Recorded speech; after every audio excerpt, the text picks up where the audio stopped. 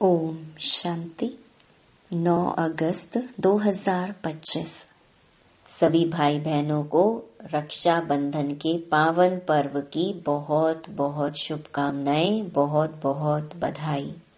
Happy रक्षा बंधन। बाबा के महावाक्य।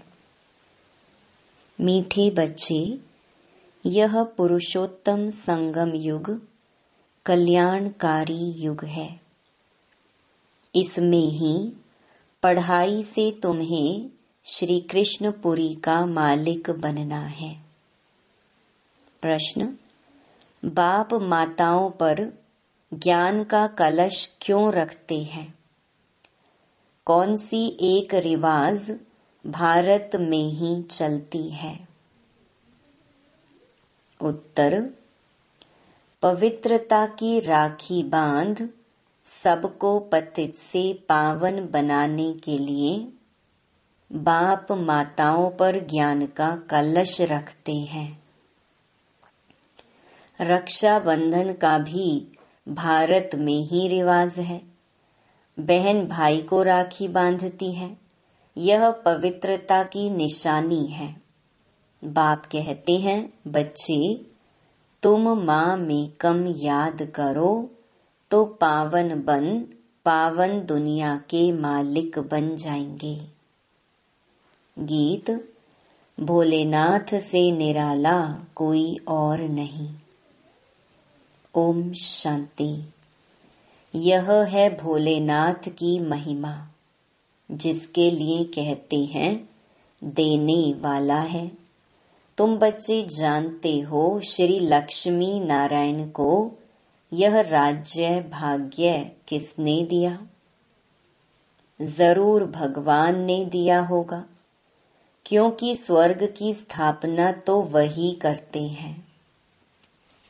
स्वर्ग की बादशाही भोलेनाथ ने जैसे लक्ष्मी नारायण को दी, वैसे ही श्री कृष्ण को दी।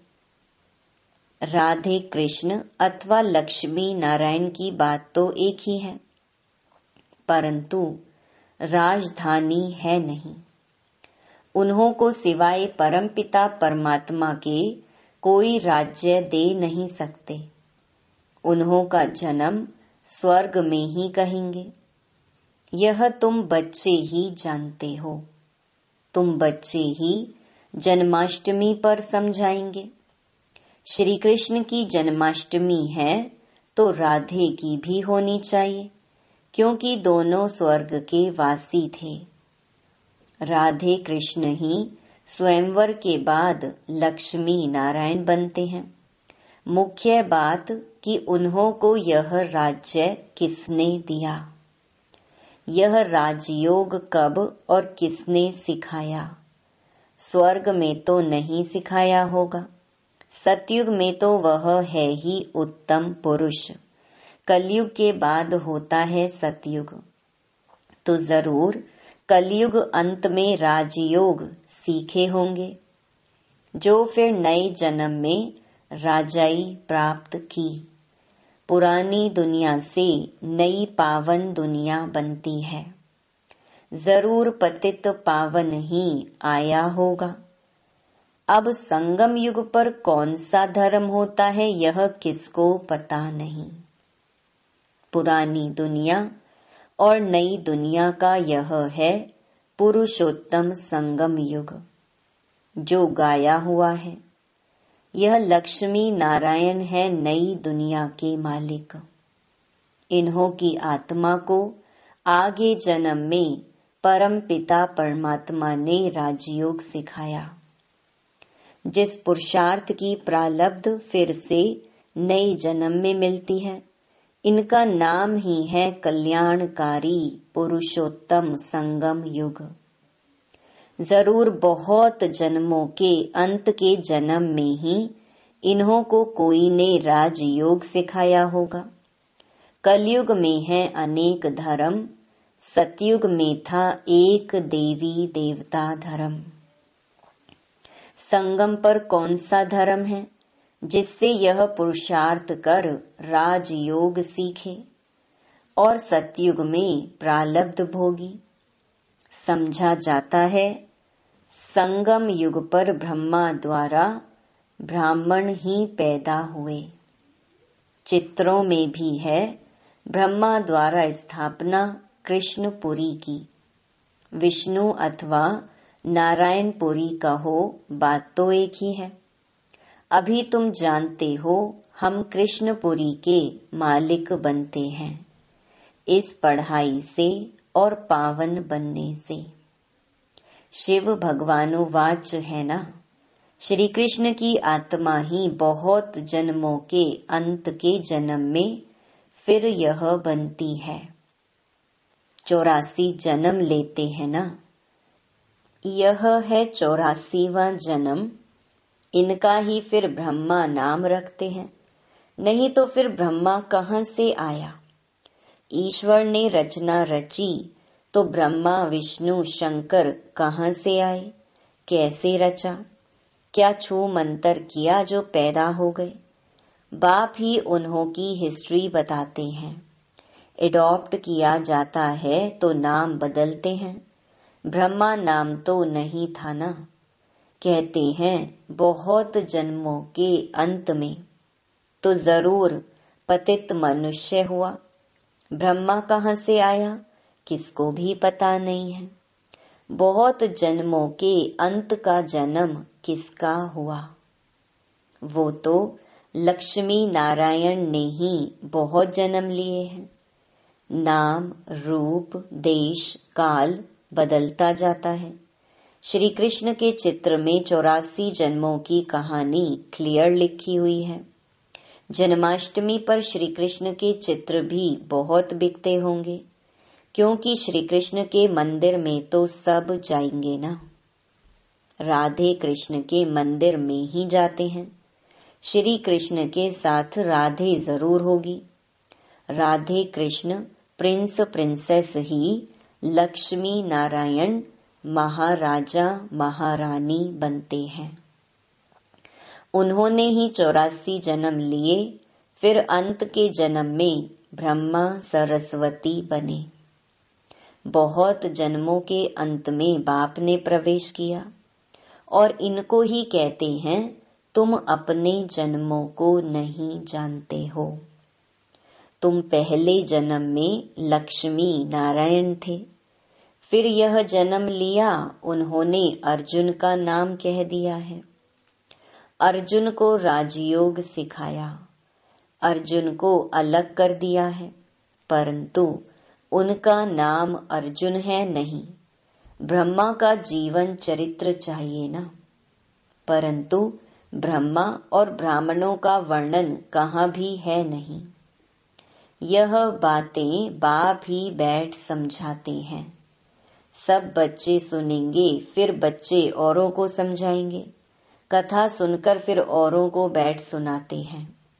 तुम भी सुनते हो फिर सुनाते हो। यह है पुरुषोत्तम संगम युग, लीप युग, एक्स्ट्रा युग। पुरुषोत्तम मास पड़ता है तो 13 मास हो जाते हैं। इस संगम युग के त्योहार ही हर वर्ष मनाते हैं। इस पुरुषोत्तम संगम युग का किसको पता नहीं है। इस संगम युग पर ही बाप आकर पवित्र बनाने की प्रतिज्ञा कराते हैं। पतित दुनिया से पावन दुनिया की स्थापना करते हैं। रक्षा बंधन का भी भारत में ही रिवाज है।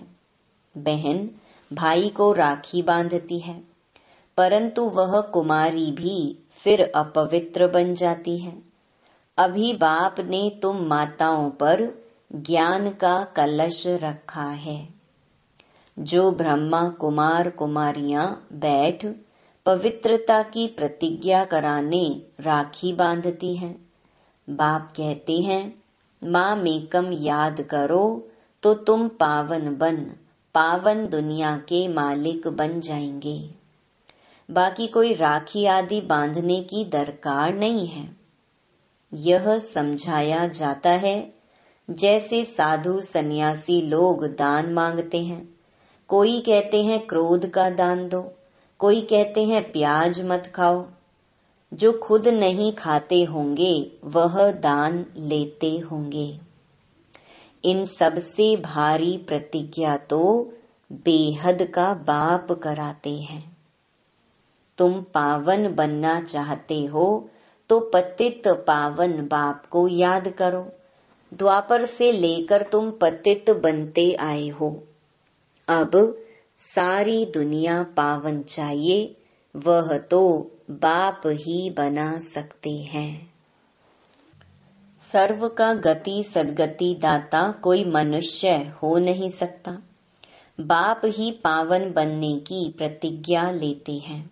भारत पावन स्वर्ग था ना, पतित पावन वह परम पिता परमात्मा ही है। श्री कृष्ण को पतित पावन नहीं कहेंगे। उनका तो जन्म होता है, उनके तो माँ बाप भी दिखाते हैं। एक शिव का ही अलौकिक जन्म है।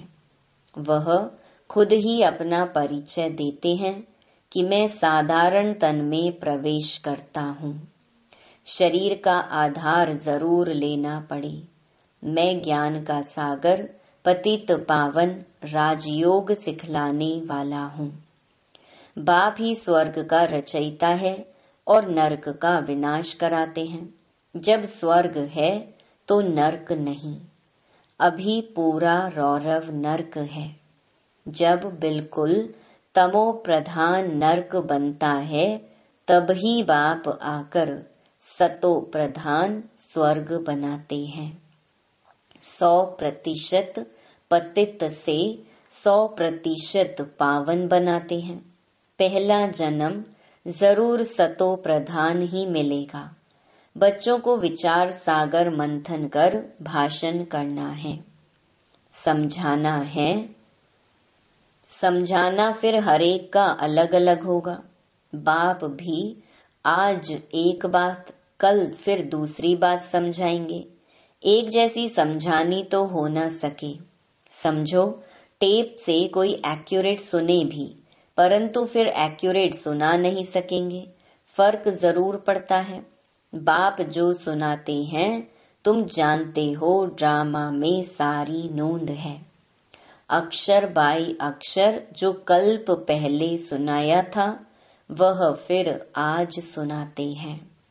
यह रिकॉर्ड भरा हुआ है। भगवान खुद कहते हैं, मैंने जो 5000 वर्ष पहले हूबहू अक्षर बाई अक्षर सुनाया है वही सुनाता हूँ। यह शूट किया हुआ ड्रामा है। इसमें फर्क जरा भी नहीं पड़ सकता। इतनी छोटी आत्मा में रिकॉर्ड भरा हुआ है। अब श्री कृष्ण जन्माष्टमी कब हुई थी यह भी बच्चे समझते हैं।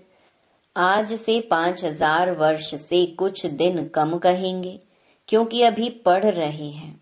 नई दुनिया की स्थापना हो रही है। बच्चों के दिल में कितनी खुशी है। तुम जानते हो, श्री कृष्ण की आत्मा ने 84 का चक्कर लगाया है। अब फिर श्री कृष्ण के नाम रूप में आ रही है। चित्र में दिखाया है, पुरानी दुनिया को लात मार रही है। नई दुनिया हाथ में है। अभी पढ़ रहे हैं, इसलिए कहा जाता है श्री कृष्ण आ रहे हैं। जरूर बाप बहुत जन्मों के अंत में ही पढ़ाएंगे। यह पढ़ाई पूरी होगी तो श्री कृष्ण जन्म लेंगे। बाकी थोड़ा टाइम है पढ़ाई का। जरूर अनेक धर्मों का विनाश होने बाद श्री कृष्ण का जन्म हुआ होगा। सो भी एक श्री कृष्ण तो नहीं, सारी श्री कृष्ण पुरी होगी। यह ब्राह्मण ही है जो फिर यह राजयोग सीख देवता पद पाएंगे। देवताएं बनते ही हैं नॉलेज से। बाप आकर मनुष्य से देवता बनाते हैं पढ़ाई से। यह पाठशाला है, इसमें सबसे जास्ती टाइम लगता है। पढ़ाई तो सहज है, बाकी योग में है मेहनत। तुम बता सकते हो, श्री कृष्ण की आत्मा अब राजयोग सीख रही है, परम पिता परमात्मा द्वारा। शिव बाबा ब्रह्मा द्वारा हम आत्माओं को पढ़ा रहे हैं विष्णुपुरी का राज्य देने। हम प्रजापिता ब्रह्मा के बच्चे ब्राह्मण ब्राह्मणियां हैं। यह है संगम युग। यह बहुत छोटा सा युग है। चोटी सबसे छोटी होती है ना। फिर उनमें बड़ा मुख, उनसे बड़ी बाहें, उनसे बड़ा पेट, उनसे बड़ी टांगे, विराट रूप दिखाते हैं, परंतु उसकी समझानी कोई नहीं देते। तुम बच्चों को यह 84 जन्मों के चक्र का राज समझाना है।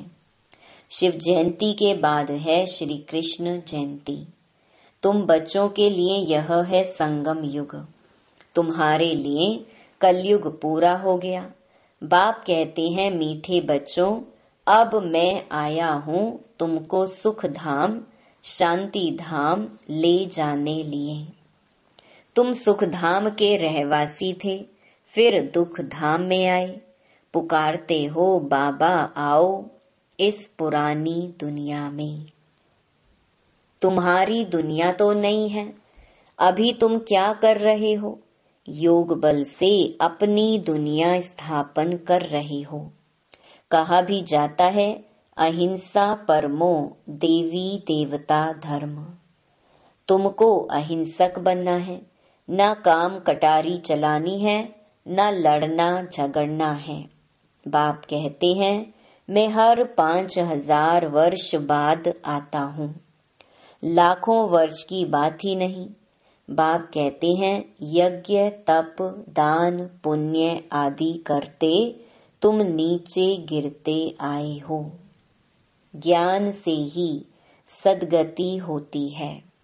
मनुष्य तो कुंभकर्ण की नींद में सोए हुए हैं, जो जगते ही नहीं। इसीलिए बाप कहते हैं, मैं कल्प कल्प आता हूँ। मेरा भी ड्रामा में पार्ट है। पार्ट बिगर मैं भी कुछ नहीं कर सकता हूँ। मैं भी ड्रामा के बंधन में हूँ। पूरे टाइम पर आता हूँ। ड्रामा के प्लान अनुसार मैं तुम बच्चों को वापस ले जाता हूँ। अब कहता हूँ मन मना भव, परंतु इनका भी अर्थ कोई नहीं जानते हैं। बाप कहते हैं, देह के सर्व संबंध छोड़ माँ मेकम याद करो तो तुम पावन बन जाएंगे। बच्चे मेहनत करते रहते हैं बाप को याद करने की। यह है ईश्वरीय विश्वविद्यालय। सारे विश्व को सद्गति देने वाला दूसरा कोई ईश्वरीय विश्वविद्यालय हो न सके। ईश्वर बाप खुद आकर सारे विश्व को चेंज कर देते हैं। हेल से हेवन बनाते हैं, जिस पर तुम फिर राज्य करते हो। शिव को बबूलनाथ भी कहते हैं, क्योंकि वह आकर तुमको काम कटारी से छुड़ाई पावन बनाते हैं। भक्ति मार्ग में तो बहुत शो है, यहाँ तो शांत में याद करना है। वह अनेक प्रकार के हठ योग आदि करते हैं। उनका तो निवृत्ति मार्ग ही अलग है। वह ब्रह्म को मानते हैं। ब्रह्म योगी तत्व योगी हैं। वह तो हो गया आत्माओं के रहने का स्थान, जिसको ब्रह्मांड कहा जाता है।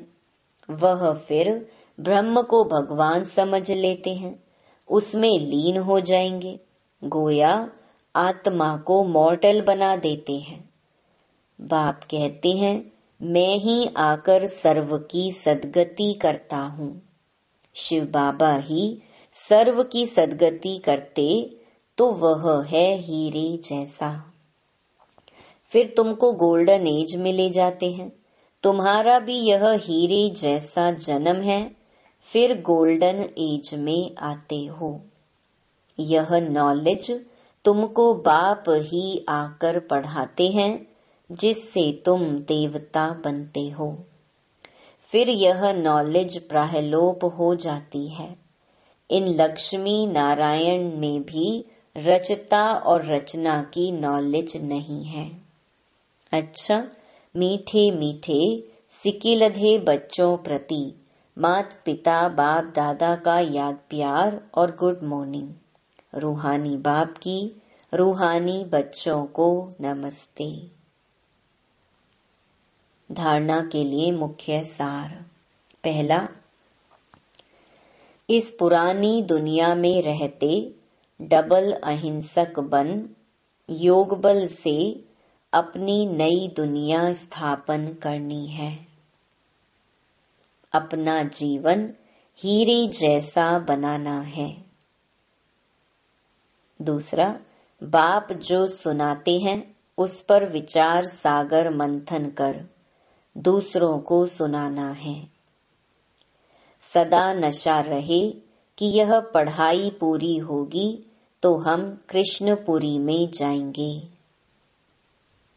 वरदान, अपवित्रता के नाम निशान को भी समाप्त कर हिज होलीनेस का टाइटल प्राप्त करने वाले होली हंस भव।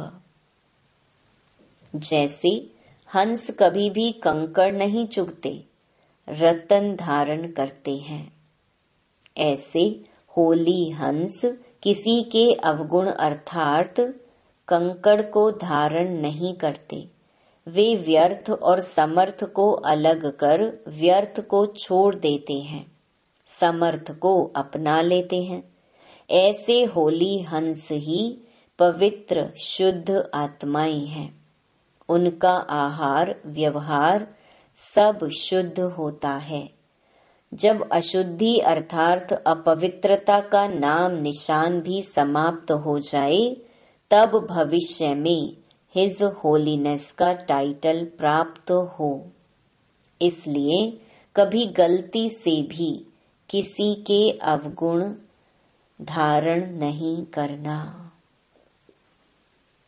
स्लोगन, सर्वंश त्यागी वह है जो पुराने स्वभाव संस्कार के वंश का भी त्याग करता है।